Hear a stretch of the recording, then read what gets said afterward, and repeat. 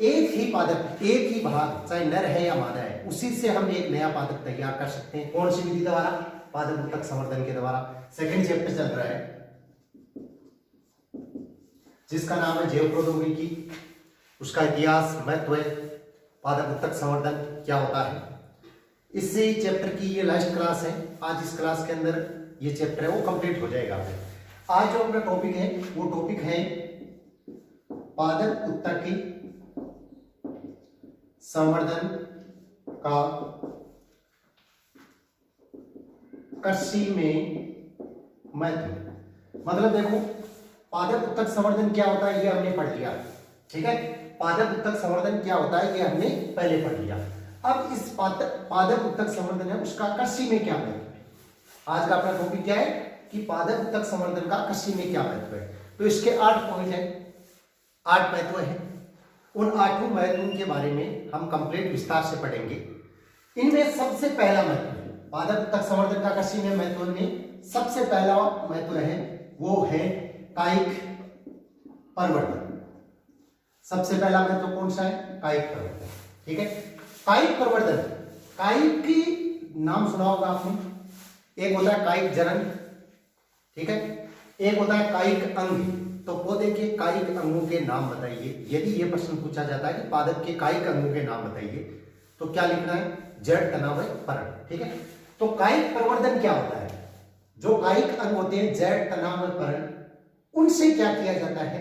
यदि प्रवर्ध निकलते, जैसे मान लो कि ये एक शाखा है, उससे एक छोटा सा ये पर्वत निकल गया, ये आलू है तो इसके पर्वत निकल गया, ठीक है। कहने का मतलब गुणवत्ता युक्त पौधे किससे प्राप्त होते हैं? कायिक प्रवर्धन के द्वारा। कायिक प्रवर्धन के द्वारा किस प्रकार के पौधे प्राप्त होते हैं? गुणवत्ता युक्त। पादप उत्तक संवर्धन में यदि कायिक अंगों का संवर्धन करें हम, यदि कायिक अंगों का हम संवर्धन करें तो हमें गुणवत्ता युक्त पौधे प्राप्त होते हैं। और यदि हमें गुणवत्ता युक्त पौधे प्राप्त होते हैं तो वो किसके अंदर महत्वपूर्ण होते हैं? कृषि के अंदर महत्वपूर्ण होते हैं, ठीक है। समझ में आ गया आपका पहला पॉइंट? कायिक प्रवर्धन मतलब कायिक अंग होते हैं जड़, तना और पर्ण, उनका यदि संवर्धन करें और जब उनका संवर्धन करेंगे तो किस प्रकार के पादप प्राप्त होंगे? हमें गुणवत्ता युक्त पादप प्राप्त होंगे जो किसके अंदर महत्व रखेंगे? कृषि के अंदर महत्व रखेंगे। नंबर 2, दूसरा पॉइंट है वायरस मुक्त पौधों की पुनः प्राप्ति। देखो, वायरस मुक्त पौधों की किस प्रकार से पुनः प्राप्ति होती है? वायरस मुक्त, जैसे मान लो कि कोई पादप है, ये पादप है, इसके कोई वायरस, जीवाणु, बैक्टीरिया जो भी लगा हुआ है, यदि उससे हमें मुक्त करना है, कैसे करेंगे? कि इस पादप की ये शाखा है, इस शाखा को हम सबसे पहले क्या करेंगे? निर्जमीकरण, ठीक है। जो मैंने पहले बताया था कि मतलब उसको धोएंगे, शुद्ध करेंगे। तो जब इस शाखा को मतलब कर्तोतक को, ठीक है, हम क्या करेंगे? निर्जमीकरण करेंगे तो उसके ऊपर जो भी वायरस, जीवाणु थे वो क्या हो जाएंगे? हट जाएंगे। उसके पश्चात उसका हम क्या करेंगे? संवर्धन करेंगे, ठीक है। संवर्धन करके क्या बनाएगा? एक नया पादप बन जाएगा। क्या बन जाएगा? एक नया पादप बन गया। अब जो नया पादप बना है वो पादप किस प्रकार का है? वायरस मुक्त पादप, ठीक है। अब यदि वायरस मुक्त पादप होगा तो उससे जो नए पादप बनेंगे वो भी सबके सब किस प्रकार के होंगे? वायरस मुक्त होंगे। कहने का मतलब किसके अंदर महत्व हुआ? कृषि के अंदर ये महत्व हुआ, ठीक है। तीसरा पॉइंट, अगुणित पौधे। देखो, अगुणित क्या होता है और एक द्विगुणित क्या होता है? एक तो होता है अगुणित, जिसको किससे लिखते हैं? एन से लिखते हैं। एक होता है द्विगुणित, द्विगुणित को किससे लिखते हैं? 2n से लिखते हैं।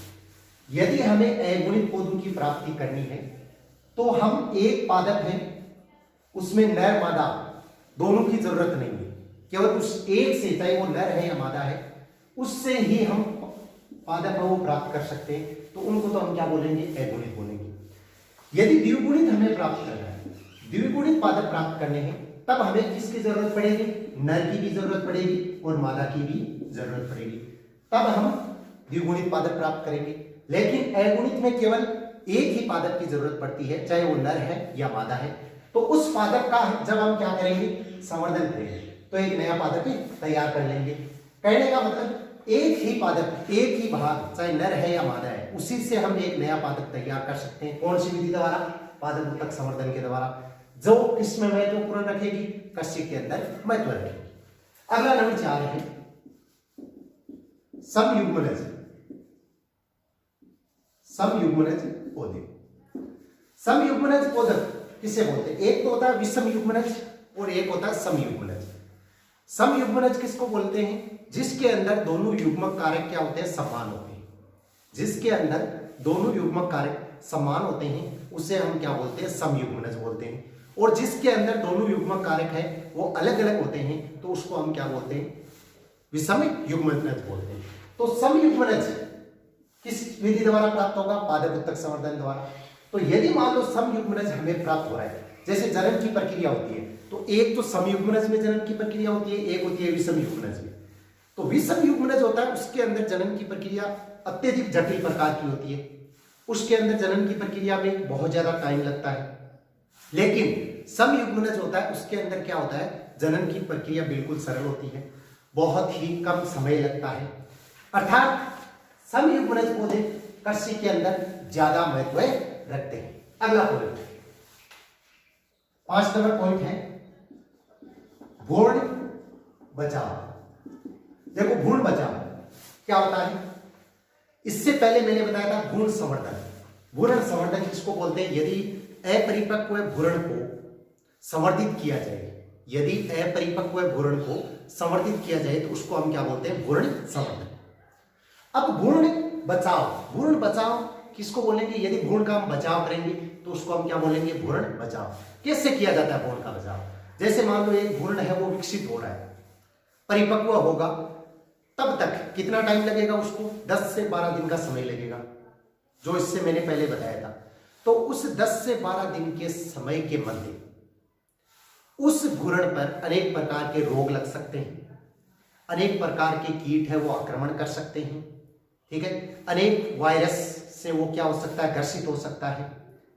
लेकिन यदि हम उसका क्या करेंगे, संवर्धन करेंगे, मतलब अपरिपक्व भ्रूण का ही हम क्या कर देंगे, संवर्धन कर देंगे, तो उस भ्रूण का क्या किया जाएगा, बचाव किया जाएगा। उस भ्रूण को क्या किया जा सकता है, बचाया जा सकता है। तो समझ में आ गया होगा कि भ्रूण बचाव क्या होता है। अगला नंबर 6 कायिक कॉलोनीय विविधता।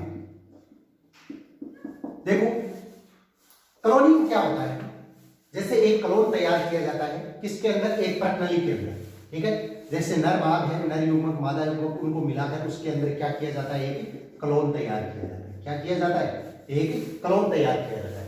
तो यदि ये प्रक्रिया कायिक रूप से होती है, एक प्राकृतिक होता है, एक कृत्रिम होता है, एक होता है कायिक, तो यदि ये प्रक्रिया कायिक रूप से होती है तो उसके अंदर विविधता जो जीवों के अंदर पाई जाती है, जो दिखने में, शारीरिक बनावट में, उनके कार्यों में जो अंतर दिखाई देता है, ठीक है, उस प्रकार की विविधता है वो उत्पन्न नहीं होगी, ठीक है। और यदि ये विविधता उत्पन्न नहीं होगी तो वो किसके अंदर महत्व रखेगा, कृषि के अंदर महत्व रखेगा। अगला पॉइंट 7वां साइब्रिड। देखो ये बहुत ज्यादा इंपॉर्टेंट है, साइब्रिड क्या होता है, ठीक है। साइब्रिड किसको बोलते हैं, परिभाषा याद रखना, इसकी एक प्रजाति